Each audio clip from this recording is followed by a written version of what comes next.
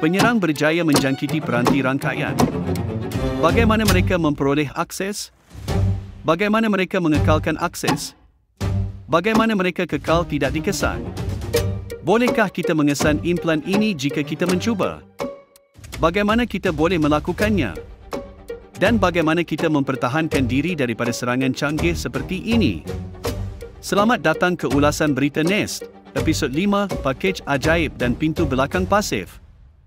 Salah satu teknik paling menarik yang digunakan penyerang untuk mengekalkan akses berterusan ke rangkaian sasaran adalah melalui perisian hasad yang menyediakan jalan masuk ke rangkaian dan yang mendengar gabungan tertentu atau kunci khusus untuk memberikan akses. Jalan masuk ke rangkaian itu biasanya dipanggil pintu belakang pasif dan kunci khusus itu dipanggil pakej ajaib, Magic Packet. Bayangkan ini berlaku 15 tahun lalu dan banyak syarikat bersaiz sederhana dan besar masih menggunakan sistem telefon peribadi mereka sendiri. Sistem itu dipanggil Private Branch Exchange atau ringkasnya PBX. Sekarang bayangkan seorang penyerang cuba mendapatkan akses lebih luas ke rangkaian telekomunikasi sebuah syarikat bersaiz sederhana dan selepas kerja penyiasatan awal, dia mendapati PBX itu disambung melalui sambungan serial USB ke komputer riba pentadbir. Dia menyediakan litar ringkas atau unit mikropengawal yang berjaya disambung ke papan Swiss lobby atau kepada kad saluran dalam unit PBX yang memantau panggilan masuk dan apabila dia memanggil nombor tertentu yang tidak disenaraikan tetapi tersedia secara awam, diikuti dengan urutan nombor dan kekunci, contohnya 1234. Relay dalam litar penyerang akan mengalihkan pemanggil ke saluran penyelenggaraan PBX, di mana dia mempunyai akses kepada semua maklumat panggilan yang melalui PBX. Lebih hebat lagi, mikropengawal itu mendengar arahan telekomunikasi tertentu, seperti dan untuk masuk ke mod arahan add, dan jika kekunci atau aksara yang dimasukkan sesuai dengan yang dijangka, ia akan mengalihkan relay yang menghubungkan saluran ini ke port penyelenggaraan serial PBX. Jika komputer riba yang bersambung serial itu juga disambungkan ke rangkaian dalaman, maka penyerang telah berjaya menubuhkan kaedah berterusan dan boleh dipercayai untuk kembali ke rangkaian organisasi dari luar hanya dengan mendial nombor telefon dan memasukkan urutan kekunci tertentu. Kini kita kembali ke masa kini. Daripada PBX, organisasi bersaiz sederhana dan besar kini mempunyai peranti rangkaian yang dikerahkan di tepi rangkaian mereka, iaitu sempadan antara rangkaian dalaman mereka dan internet. Peranti ini boleh jadi firewall, penghala, peranti keselamatan email, atau bahkan pintu gerbang VPN dan peranti capaian jauh. Kerana peranti ini boleh diakses dari internet, sesiapa sahaja, di mana-mana sahaja di dunia, boleh cuba menyambung kepada mereka, tetapi hanya mereka yang mempunyai akses betul yang biasanya dapat masuk. Bayangkan sebahagian peranti ini tidak dikemaskini secara berkala, dan kekal terdedah selama berminggu-minggu atau berbulan-bulan atau kadang-kadang bertahun-tahun, selepas pembaikan kepada kelemahan tersebut tersedia daripada pembekal. Atau bayangkan kelemahan baru ditemui dalam peranti ini, membolehkan penyerang memperoleh akses. Apa yang akan penyerang lakukan? Apa yang diinginkannya? Salah satu objektif pertama bagi penyerang biasanya adalah mengenal pasti cara untuk mengekalkan akses kembali ke rangkaian itu. Tetapi bagaimana pula dengan mengeksploitasi semula kelemahan yang sama yang memberi akses pada mulanya? Ya, itu boleh berfungsi, tetapi hanya sehingga ia dikemaskini, patched. Jadi sebaliknya, penyerang boleh memasang pintu belakang, cara untuk kembali masuk apabila diperlukan. Bayangkan pintu belakang yang boleh diakses dari internet. Itu ideal, bukan? Tetapi bagaimana dia boleh menyembunyikan pintu belakang itu? Jika pintu belakang berada pada pelayan web, dan dengan andaian peraturan firewall dirancang dengan baik, hanya trafik HTTP atau HTTPS yang dibenarkan melalui. Atau bagi peranti gerbang keselamatan email, hanya trafik SMTP dibenarkan sampai kepadanya. Begitu juga, trafik ke peranti VPN terhad kepada TLS dan IKE, dan SSH untuk peranti rangkaian yang diurus penyedia, dan seterusnya. Jadi, penyerang tidak akan mudah mencapai peranti tersebut melalui internet. Jadi, apa yang boleh dia lakukan? Adakah terdapat setara dengan mendial nombor yang tidak disenaraikan diikuti aksara tertentu, dan masuk melalui pintu belakang? Sejak akhir 1990-an, pembela dan penyakisan insiden telah memerhati contoh tepat ini pada sistem Unix, dan kemudian pada sistem Linux, dan dalam peranti rangkaian seperti penghala Cisco yang menjalankan iOS, dan pada penghala Juniper yang menjalankan JuneOS, yang merupakan jenis FreeBSD. Contoh awal perisian hasad jenis ini menggunakan teknik yang dipanggil port canucking, di mana implan perisian hasad akan mendengar urutan port tertentu yang diakses untuk kemudian memberikan akses kepada penyerang.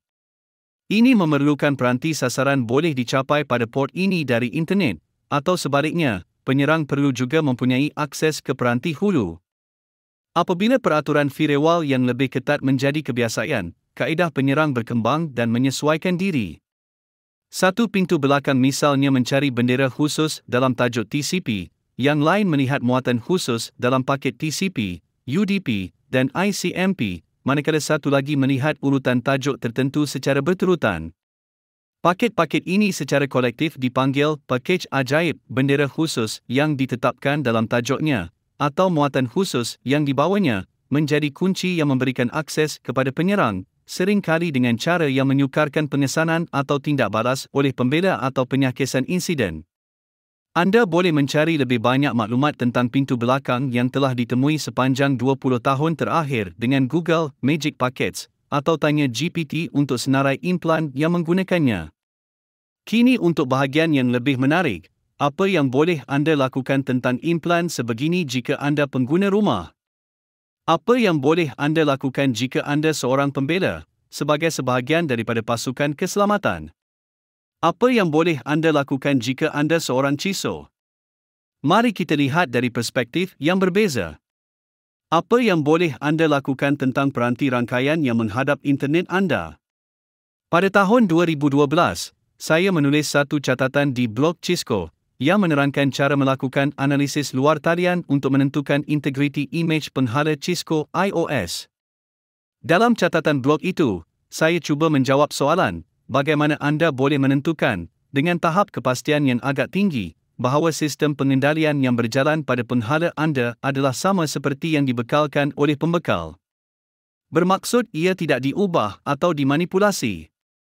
Sesetengah pembekal menyediakan alat pemeriksa integriti berdiri sendiri, atau arahan yang boleh anda jalankan untuk mengesahkan integriti imej yang sedang berjalan. Tetapi anggaplah itu tidak mencukupi. Jika penghala telah dikompromi, alat pemeriksa integriti boleh menyembunyikan sebarang tanda pengubahsuaian.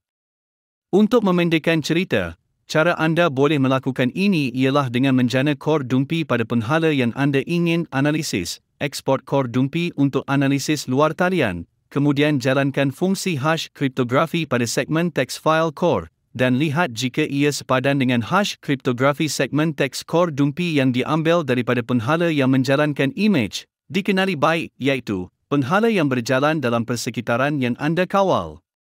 Kenapa mengira hash segmen teks?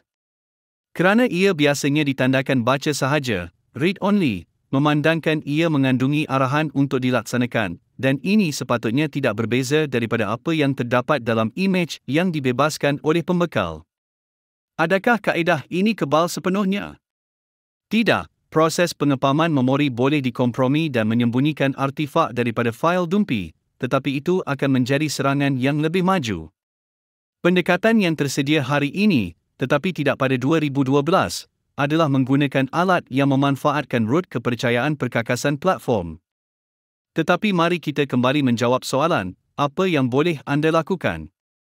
Jika anda pengguna rumah dan risau tentang integriti penghala internet di rumah anda, adalah baik untuk mengkontekskan risikonya. Penghala rumah boleh dikompromi untuk menjadi sebahagian daripada rangkaian operasional Relay Box atau ORB yang mencipta lapisan abstraksi untuk penyerang. Dalam senario ini, apa yang anda panggil penggodaman telah didelegasikan kepada kumpulan yang berlainan. Satu kumpulan menumpukan pada penggodaman penghala kediaman dan menguruskan perkhidmatan yang menyediakan platform boleh dipercayai untuk penyerang lain melancarkan serangan mereka. Kumpulan penyerang ini kemudian menjual akses itu kepada kumpulan penyerang lain yang menumpukan pada pencerobohan atau jenayah khusus. Hasilnya ialah penyerang boleh membayar untuk menyembunyikan sumber serangan mereka, dan membuatkan ia kelihatan datang daripada alamat kediaman, tanpa perlu risau mengekalkan rangkaian peranti terjejas itu. Apa yang boleh anda lakukan untuk mengelakkan penghala internet rumah anda menjadi not dalam ORB sebegini? Ringkasnya, anda mungkin perlu bergantung pada penyedia perkhidmatan internet anda, kerana menyiasat jangkitan pada peranti yang dikeluarkan ISP memerlukan akses yang biasanya tidak tersedia kepada pengguna rumah dan mungkin bahkan dihalang dalam perjanjian lesen akhir pengguna. Apa yang boleh anda lakukan, bagaimanapun, ialah memasang firewall kecil antara penghala ISP anda dan rangkaian rumah anda, dan dengan itu mewujudkan pemisahan yang sekurang-kurangnya akan memberikan lapisan perlindungan untuk peranti rumah anda, komputer riba, TV, dan peranti pintar lain, dan mengurangkan kebarangkalian ia berjaya ditembusi oleh penyerang yang mengawal penghala ISP anda. Ubiquiti, Netgate, dan Sophos adalah beberapa syarikat yang menjual firewall kecil untuk pengguna rumah, tetapi terdapat juga yang lain. Jika anda berminat melihat pilihan ini dengan lebih terperinci, tanya ChatGPT untuk satu set kriteria yang boleh anda gunakan bagi menentukan peranti mana yang paling sesuai dengan keperluan anda. Juga tanya GPT untuk gambaran keseluruhan tahap tinggi tentang apa yang perlu anda pelajari dan tugas-tugas yang perlu anda jalankan untuk menyelenggara salah satu peranti ini, kerana jika anda tidak menjaganya, jika anda tidak mengemaskininya secara berkala, jika anda tidak menyemak peraturan firewall, atau jika anda tidak menyemak log peranti, dalam kes terbaik anda mungkin terlepas satu serangan, dan dalam kes terburuk, ia boleh menjadi kelemahan dalam rangkaian anda. Terdapat banyak video dalam talian yang boleh membantu anda melalui proses pembelajaran ini. Jika anda penyahkis insiden, dan anda telah ditugaskan untuk menentukan sama ada penghala atau firewall dalam organisasi anda telah dikompromi, anda boleh mula dengan menyediakan pelan, contohnya mula dengan mengambil inventory aset perkakasan anda, kemudian kenal pasti yang anda bimbangi, berdasarkan kriteria objektif, dan buat senarai pembekal masing-masing, contohnya, Cisco, Juniper, Fortinet, Ivanti, Barracuda, F5, dan versi sistem pengendalian yang mereka jalankan. Kemudian tentukan sama ada mana-mana daripada itu menjalankan versi perisian yang terdedah. Jika ya, apa kelemahan khusus yang mungkin telah dieksploitasi penyerang semasa menjangkiti mereka? Cuba fahami bagaimana penyerang boleh telah menembusi peranti itu. Anda boleh semak sama ada pembekal peranti menyediakan alat pemeriksa integriti untuk mengimbas anomali, dan jalankan alat ini sebagai langkah asas. Jika imbasan ini mengembalikan hasil, maka anda mempunyai titik permulaan yang baik. Anda boleh menghubungi pasukan sokongan pembekal anda dan minta bantuan untuk langkah seterusnya. Jika anda ingin turun ke lapangan dan melakukan analisis sendiri, gunakan catatan blog yang saya tulis dan cuba sesuaikan logiknya untuk aplikasi peranti anda.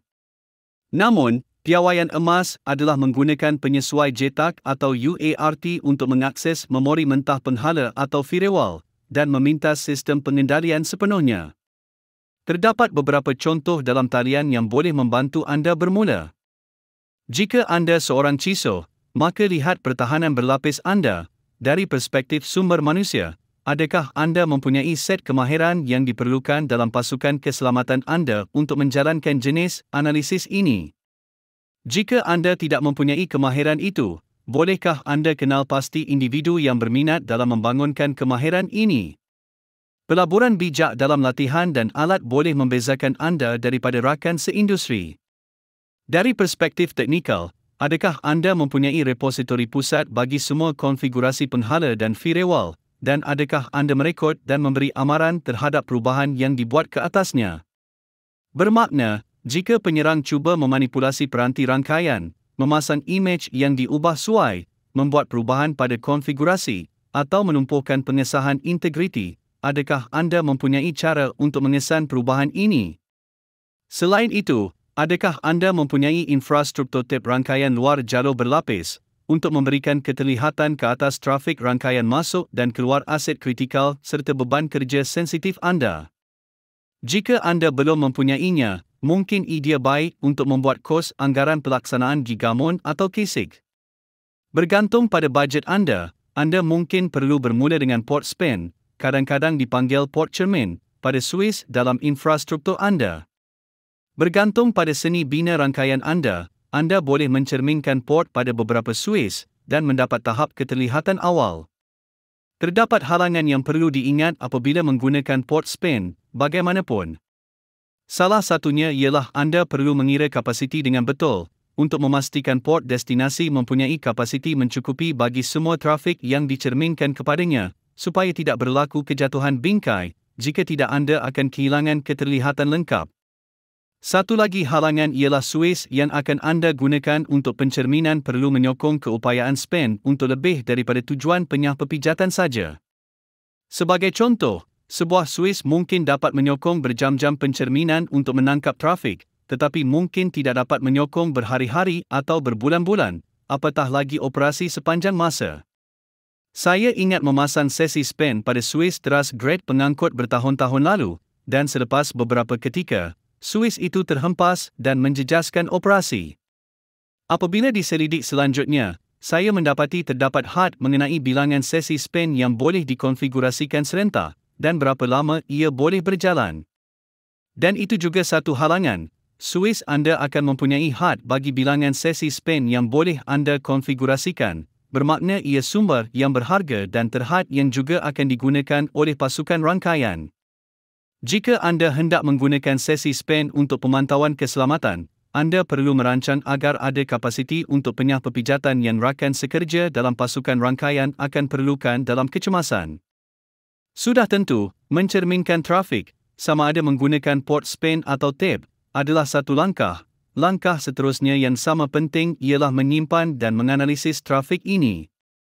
Keperluan storan akan bergantung pada berapa banyak pengekalan sejarah yang anda mahu ada, tetapi seperti yang anda boleh bayangkan, kos akan bertambah dengan cepat. Untuk analisis, lihat pembekal seperti Corelic, Nozomi, dan Armis, atau dalam ruang sumber terbuka, anda boleh bermula dengan Zeek, Arkim, dan Suricata, bergantung pada keperluan anda. Seperti biasa, rancang untuk bertemu dengan beberapa pembekal, fahami tawaran mereka, dan tentukan mana yang sesuai untuk organisasi anda. Kemudian yang paling selamat ialah menjalankan deployment bukti konsep, proof of concept, di mana anda boleh melihat jenis wawasan dan amaran yang boleh dijangka daripada produk tersebut, serta menentukan sama ada pasukan anda mampu menggunakan alat itu, atau jika terdapat kekurangan sumber atau pembangunan kebolehan yang perlu anda tangani secara dalaman, untuk menggunakan fungsi baharu yang ditawarkan oleh alat itu dengan paling berkesan. Itu sahaja, skim episod kelima. Saya Wafa Dario Izzadinia. Saya harap anda menikmati episod ini sama seperti saya menikmati penyediaannya. NES Radio adalah inisiatif yang menggunakan suara terhasil AI untuk berkongsi cerita dan perbincangan keselamatan siber dalam bentuk lisan, dengan pendengar dalam pelbagai bahasa. Jika anda ada cadangan cerita yang ingin anda lihat dibahas, atau soalan untuk diterokai lebih lanjut, hantarkan nota kepada saya di nesradio.net. Jika anda suka kandungan ini, beritahu rakan anda. Dan ingatlah, teruslah ingin tahu.